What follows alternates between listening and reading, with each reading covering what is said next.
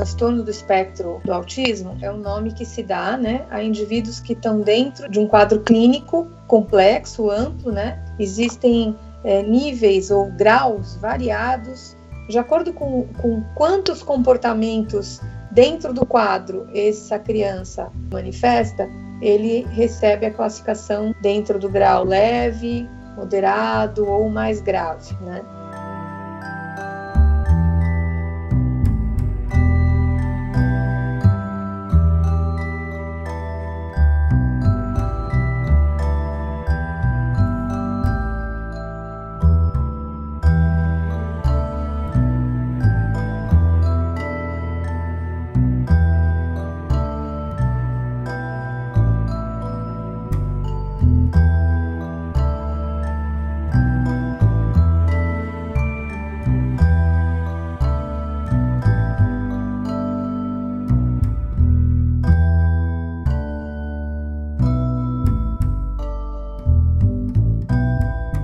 Alguns desses transtornos, né, psiquiátricos, eles acabam tendo uma sobreposição.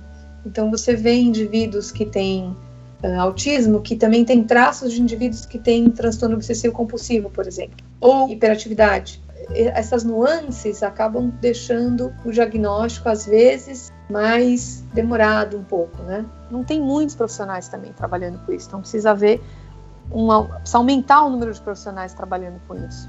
E isso acaba dificultando um estudo epidemiológico, né, para saber quantos autistas a gente tem no Brasil.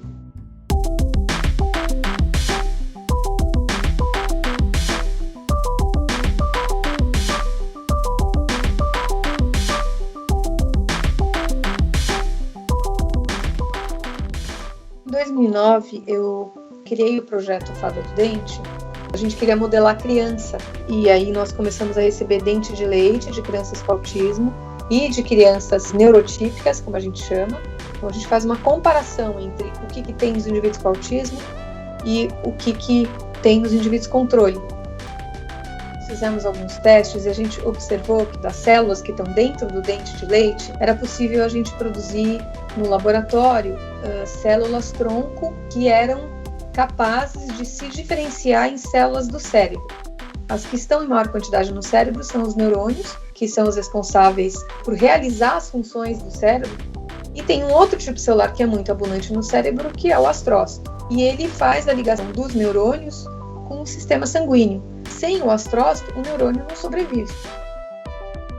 A gente conseguiu observar que os neurônios dos indivíduos que têm autismo tinham um número menor de sinapses que os neurônios de uma pessoa que não tem autismo, né?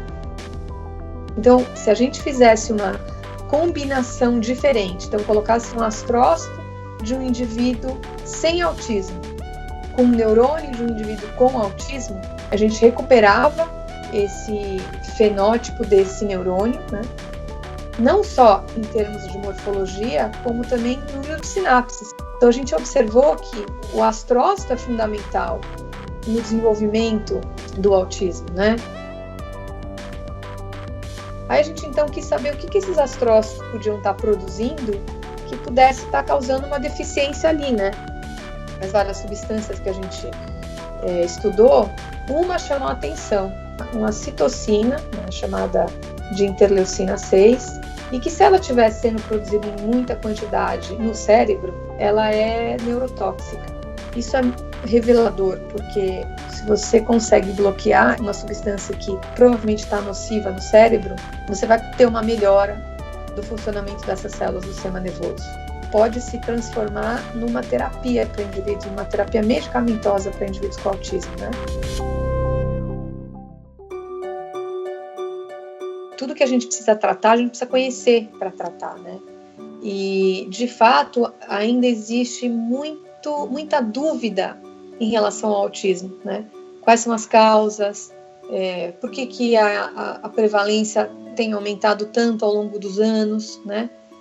Qual é a prevalência no Brasil, que a gente também não sabe. A gente usa a prevalência, o dado da prevalência mundial, que é em torno de 1%. Seria importante que a gente tivesse uma ideia de quantos indivíduos com autismo tem no Brasil, para que a gente adequasse o sistema de saúde para atender essas pessoas, né? Para essas pessoas terem chance de se desenvolver melhor, né? Dar uma melhor qualidade de vida para elas e para as famílias.